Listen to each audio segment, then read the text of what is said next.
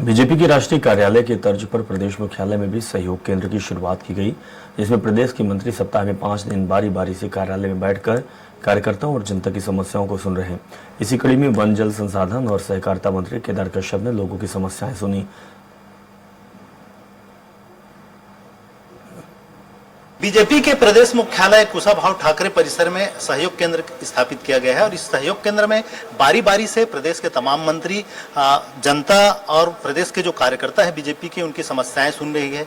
किस तरह की समस्याएं आ रही है, इन तमाम चीजों को लेकर चर्चा करेंगे। आज हमारे साथ मंत्री केदार कश्यप जी है, इन्होंने तमाम कार्यकर्ताओं के साथ बातचीत की। किस किस तरह की समस्याएं सामने आई? देखिए, राष्ट्रीय कार्यालय के तर्ज पर यहाँ पर भी सहयोग का कार्यालय खोला गया है और लगातार हमारे मंत्रीगण और भारतीय जनता पार्टी के पदाधिकारी इस सहयोग कार्यालय में बैठते हैं और उन समस्याओं को सुनते हैं, उनका निराकरण करते हैं, संबंधित विभागों को भेजते हैं।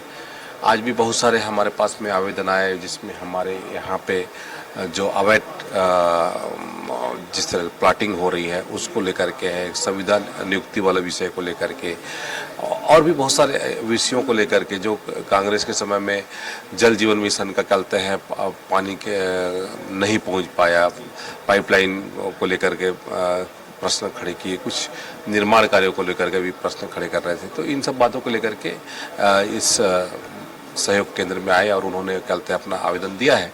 हमने संबंधित विभाग से चर्चा की है, हमने जिला के कलेक्टर से भी चर्चा की है और तत्काल उनको निर्देश किया है कि तत्काल उसका निराकरण भी करें। आज लगभग कितने मामले आए और कितने का निराकरण हो पाया तत्काल में? लगभग 40 मामले आए और लगभग 7 से 8 मामलों में मैंने खुद टेलीफोनिक चर्चा की है और उन्होंने कहा है कि हम इसको तत्काल ठीक करेंगे और उसके अलावा जो संबंधित विभाग के हैं उन संबंधित विभागों को हम भेजेंगे ताकि उनका निराकरण हो सके। जो समस्याएं या मांगे आ रही हैं, इनको निराकरण करने के लिए कुछ समय सीमा भी निर्धारित किया गया कि इतने दिनों के अंतर्गत उसका जवाब उनको मिल जाए?